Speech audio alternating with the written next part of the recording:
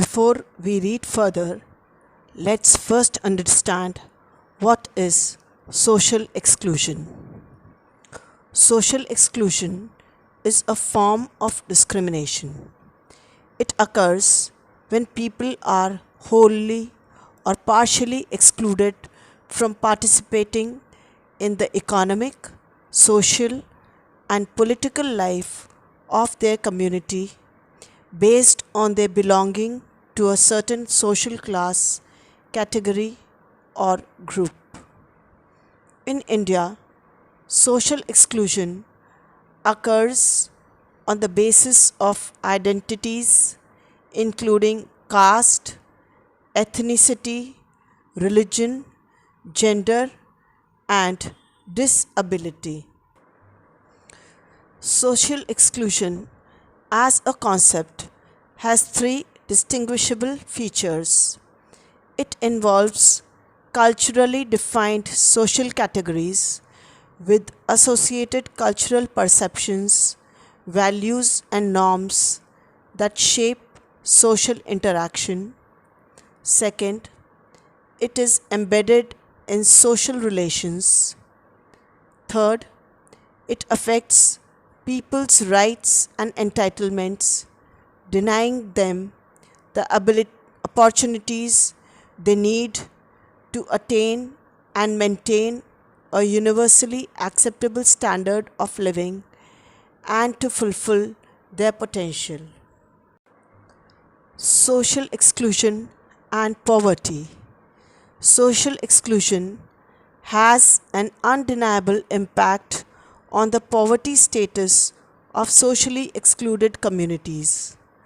Those who belong to socially excluded groups are not affected by a lack of resources, just like the rest of the poor.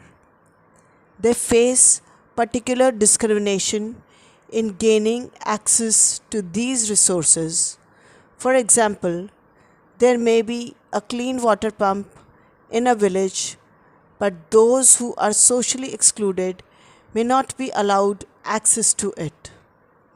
Because social exclusion locks people out of the benefits of development, denying them opportunities, choices, and a voice to claim their rights, it causes great levels of poverty.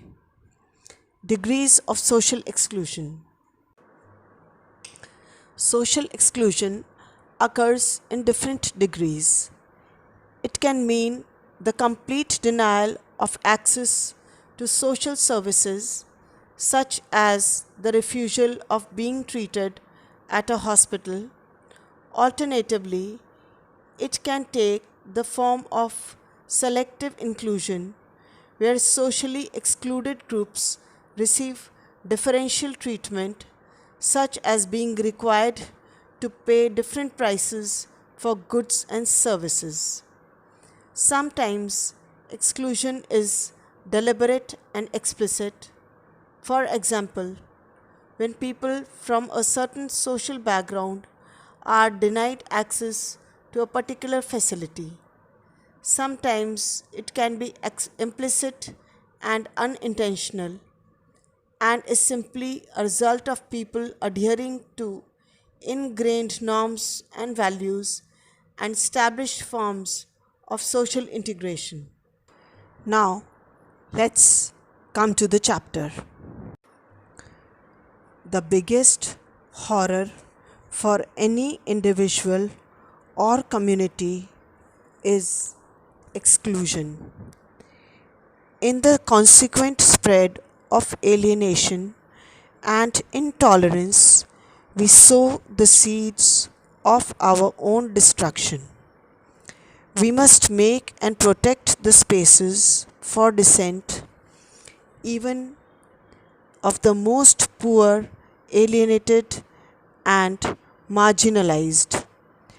We must ask ourselves what we can do to change those conditions. It requires confidence and political maturity to listen to these voices. When we do so, we will have an involved and empowered India. We need new solutions to old problems, working together with all sectors of society and through better working throughout government, like tackling the causes of poverty and social exclusion, not just the symptoms, creating a fairer society in which everyone has the opportunity to achieve their full potential, and investing in individuals and communities to equip them to take control of their lives. We know that poverty and social exclusion are deep rooted problems. This means we need long term solutions which will pass the test of time. In a sense, democracy is at its best when it is kept simple and straightforward.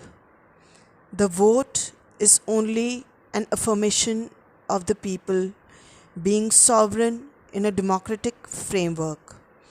The challenge, in one sense, has been to return in more meaningful ways to have a system of governance of, by, and for the people in a practical manner. The spirit of democracy should be kept alive in all its simplicity. We should never forget that democracy is a government of the people, by the people, and for the people. Every vote confirms this, and we should be able to meet this challenge and work towards an effective system of governance where everyone has opportunities to work, to learn, to make a contribution, and to achieve their full potential. We aim for a society where everyone is able to enjoy the benefits of economic prosperity and to participate in community life. Our goal is for a fairer society, one where no child lives in poverty. Poverty and social exclusion are complex problems and affect many aspects of people's lives through low incomes, lack of work, low levels of skills, lack of access to good quality public services, and lack of opportunities to live active and fulfilling lives. Public action has come out of these basic and cherished ideals. Action which connects a concern for oneself with a concern for others eventually strengthens one's own self of well being and peace. Democracy gives us a right to act. Many of us are, in fact, denied the right to act because of caste, class, or religious and gender prejudices. Others who can do not act. They neither perceive their role nor even think of a social agenda. We need to commit ourselves to tackling poverty, promoting social inclusion, and increasing opportunity for all. These deep rooted problems have built up over a long period and tend to reinforce each other. Overcoming them will not be easy, but we have to make a strong start. Most of us are apathetic to the social problems. Those who have the power and resources are blind and deaf to the problems. We have an obligation to enable those who are denied access to shrinking public spaces, also to push those who can but do not into some sort of limited public action. Imagine 1% of Indians in intelligent public action. It is a crore of people who can change this country.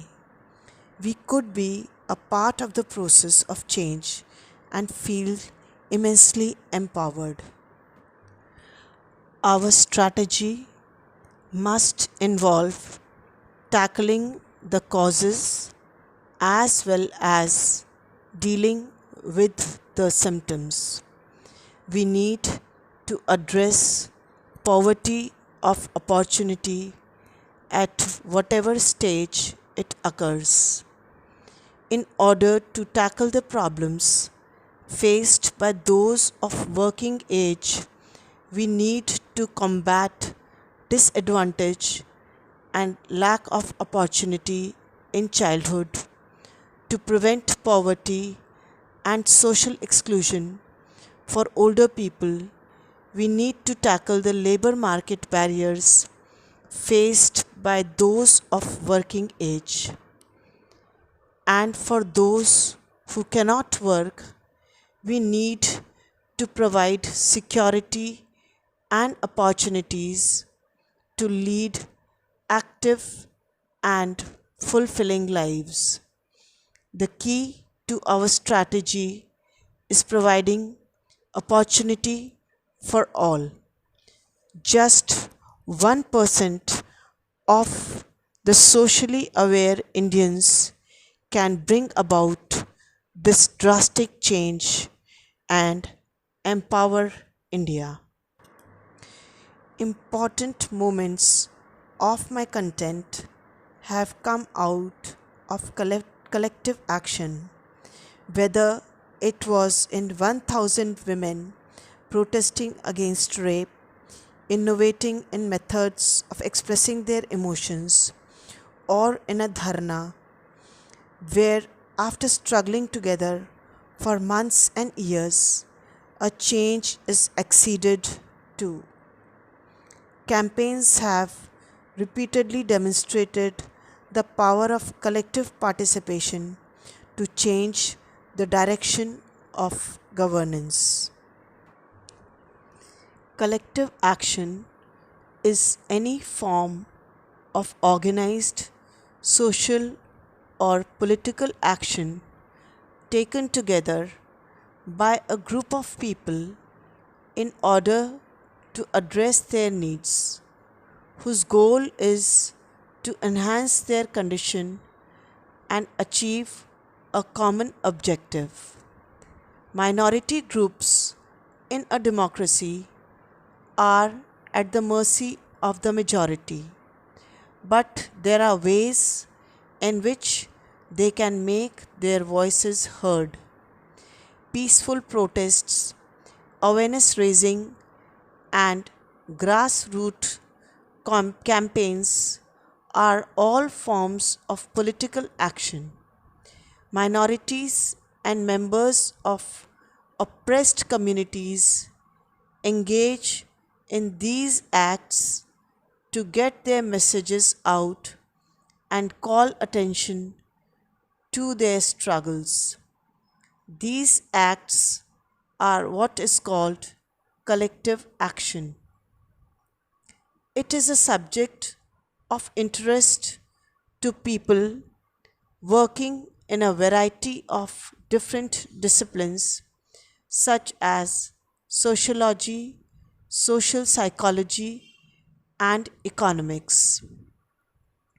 Though the civil rights movement is perhaps the most visible form of collective action, it certainly isn't the only one. Virtually every form of organized group effort to address Some form of inequality may be considered collective action. Many of the examples are struggles for equal rights, such as women's suffrage or the struggle for gay and lesbian rights or protesting against rape. Other opportunities for collective action include issues like a community of farmers coming together to agree upon how to best ration water from a common source. Labor unions are another type of collective action, ensuring that business leaders pay a fair wage and provide adequate benefits to their employees. Collective action always demonstrates power of collective participation where many voices tune in to form a single powerful voice which cannot be left unheard.